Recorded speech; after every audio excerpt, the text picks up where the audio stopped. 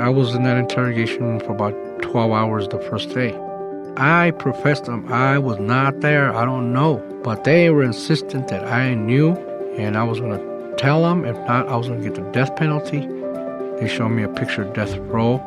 One of them got my arm, and with his finger, he tapped me on the vein. This is where the needle's going to go. And he said, if you don't cooperate, that's what they're going to do to you. You're going to wind up he was just relentless.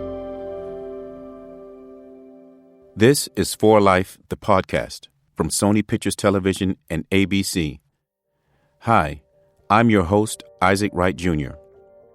In America, it is estimated that there are thousands of wrongful convictions each year. Thousands more are overcharged and over-sentenced. In 1991, I was one of the thousands of people wrongfully convicted of a crime. I was sentenced to life in prison and unfortunately had no hope for freedom and no one to fight for me other than myself. I taught myself the law, and as a paralegal, I was able to help some of my fellow inmates get reduced sentences and released from wrongful convictions while seeking my own justice. After eventually getting my own conviction overturned, I became a lawyer, and I've continued to be an advocate for those in need. My story also inspired the new fictional drama series For Life on ABC. But there are so many others with stories like mine. In this 6-part series, we're hearing real-life, first-person accounts of other wrongfully convicted men and women who against all odds prevailed, were exonerated, and emerged from their unthinkable adversity with grace and purpose. These are stories of tenacity, faith, friendship, transformation, compassion, and family.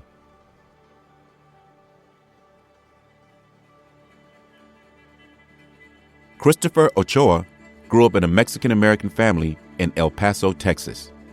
In 1988, he was 22 years old, living in Austin.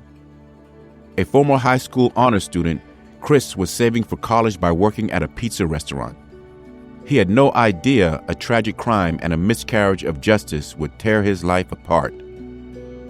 The compassion of others, especially his family, carried Chris through his darkest years of wrongful incarceration. But it was Chris's own compassion that guided his path once he became free. This is Chris's story. I grew up in El Paso, Texas. We were a really close family. I was really close to my grandfather, my mom's dad. And then I had an uncle, my mom's baby brother. He's always been kind of like older brother that I didn't have. I played a lot of baseball. In high school, I liked poetry. I was the assistant editor of the literary magazine. I was very quiet, very shy. Back when I was 22, I left El Paso, my hometown. I was living in Austin, Texas, and I loved to go to rock concerts, Hair Nation and all that. That's what they call it now, but I was just a typical 22-year-old trying to find his way around the world. I started looking into going to college because I wanted to go to school. I was going to register in spring of '89, but I never got to do that. I was arrested a couple of months before. At the time of Chris's arrest, he and his roommate, 18-year-old Richard Danziger, worked together at a pizza place that had several locations in Austin. In October of 1988, a young woman was brutally raped and murdered while working alone at one of these other locations. In the days that followed, Chris and Richard went to eat at the same location where the victim worked. During their meal, they raised a toast in her honor, a gesture at least one of the employees found suspicious. Apparently, the law enforcement had already told the employees and the security guard whoever did the crime might come back, be on the lookout for anybody suspicious. So now here comes me and my roommate has raised a toast, right? I'm uncomfortable, I want to go home.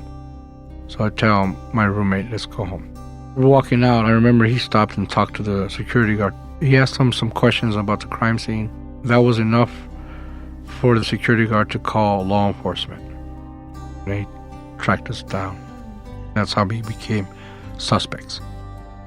A couple of days after I was preparing the pizza dough and all that stuff for the day, And all of a sudden, they called me to the front, and it's two detectives. And they said they wanted to ask me questions about a burglary. I had never been in trouble, and I was like, okay. I was already a suspect. I didn't know it. I hop in the car with the detectives, and I go to the police station, and shortly after that, they take me to what now I know is the interrogation room. I was in that interrogation room for about 12 hours the first day on Friday. I told them from the get-go, I don't know what you're talking about. I don't know who did it. If I knew who did it, I would help you. I didn't do this. I professed them. I was not there. I don't know. But they were insistent that I knew, and I was going to tell them. If not, I was going to get the death penalty. They showed me a picture of death row. One of them got my arm, and he, with his finger, he tapped on me on the vein. This is where the needle's going to go. And he said, if you don't cooperate, that's what they're going to do to you. You're going to wind up. And he was just relentless. Hours and hours. And then I even asked for an attorney. They said I couldn't have one. You can't have one till you're officially charged. Well, that was the first violation of my rights. They wanted me to say that my roommate had done it, and he came and told me. Richard did it. He came and told you. And now you need to tell us, because that's what makes you an accomplice. They wore me down. I said, well, can I go home now? And they said, no. Now we want you to give some samples, hair samples, and to make sure that you weren't at the crime scene. And I did. Then they take me to a hotel on a Friday night. I couldn't see anybody. They said, don't talk to anybody. I guess they tapped the phones. I don't know what happened, but I had called my roommate when I was in the hotel. And I said, I think I'm going to need an attorney. And Monday came, and the cop said, you called your roommate for an attorney. Only guilty people ask for attorneys. The police took Chris in for further interrogation. He was intimidated, scared, and convinced that he'd only avoid the death penalty if he confessed. Chris felt he had no choice but to sign a statement concocted by police. I would play the guessing game, or they would lead me out. Didn't you see this item? And I would say, oh, yeah, I saw it. And then they would start the tape, and I would repeat the fact. At some point, they stopped the tape, and one of the detectives got off his chair and threw it right out of my head. And at that point, the other detective said, you know what, we're not going to tape this. We'll just type it. So here he types this statement that was fed to me by them. I signed a statement. I didn't confess. I just didn't see any way out. I felt like I couldn't leave. So I was like, what do I do? How do I end this? It was torture. It's not normal. When you go through a situation like that, you panic. Chris's coerced confession stated that his roommate Richard shot the victim and both of them raped her. Both men were arrested. Chris's family found out from the local news. I had no phone call. The way my mom found out was, once I was arrested, then my name came out in the media. I had an uncle, saw my name in the media, and he called my mom immediately. And then eventually she came to see me at the jail. My mom was crying, and told her I didn't do this, Mom. I told her everything. She didn't know what to do. She was beside herself. My name is Dora Ochoa. Chris told me, said, Mom, I didn't do this thing. They're blaming me. They forced me to find that confession. I told him, I know you could have done it. We don't have money to go to lawyer for you. Chris was assigned court-appointed attorneys who insisted a guilty plea was his best chance to avoid death row. His lawyers based their counsel on the results of inconclusive DNA testing. At the time, DNA was a new science that was not nearly as advanced as it is today. Back then, DNA tests were not able to exclude Chris or Richard conclusively from the crime scene. My attorney was trying to get me to plead guilty. I said, look, I didn't do this. I know what the statement says, but I'm innocent. My court-appointed attorneys were calling my mom, you need to get your son to plead guilty or he's going to die in death row. You're going to lose a son. You're going to kill him. Imagine how my mom felt. My mom knew, hey, she grew up in the 60s. So that's when she started saying, they're going to kill you. Even though you didn't do it, they're going to kill you. She kind of knew that, hey, you're brown and you're facing a all-white jury. I was pretty much, history. They blame this on him because he's a Mexican. They don't know who to blame and they just want to close the case. The lawyer said, that's the best deal he can get. Be out in 7 years. And we didn't believe him.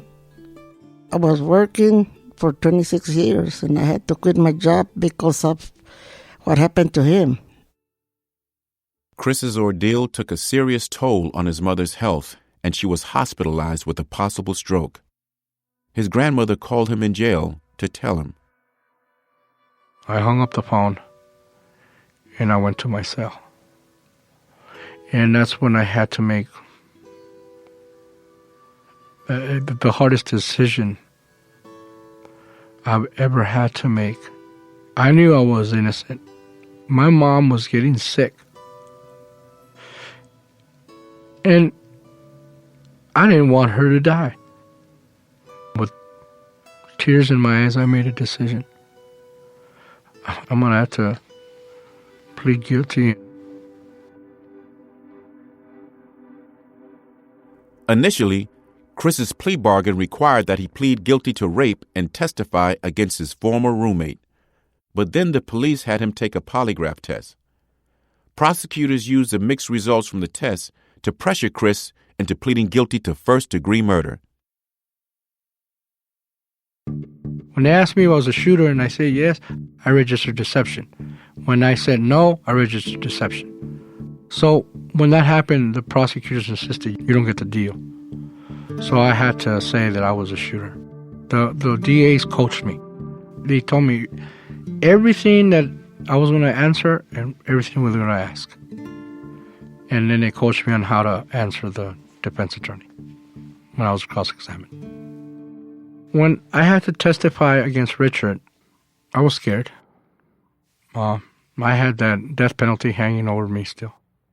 When I was on the stand, Richard was sitting at the defendant's table, and he just was giving me a really dirty look, and I don't blame him. Richard Danziger was convicted of rape and sentenced to life in prison. According to the plea bargain, his conviction meant that Chris would avoid the death penalty. Christopher Ochoa was sentenced to life in prison for first-degree murder, the charge he pled guilty to. Chris and Richard were sent to different prisons for the crimes they didn't commit. Shortly after, then I was taken before the judge so that he can sentence me. And I was all alone. None of my family was there. And I was okay with it. I didn't want them to see me sentenced to life. They put me in a cell by myself. The cell door just clanks just metal to metal. Just it sounds loud. I sat on my bunk. And at that time, it was the loneliest feeling in the world. I didn't know what I had done. I was just like, why did they hate me so much out there? I didn't do anything. I wrote an 8-page letter. Mom, I'm scared. I had to let my tears flow. The first couple of years, I didn't cry anymore. I had to make myself strong, because I couldn't let people see me weak.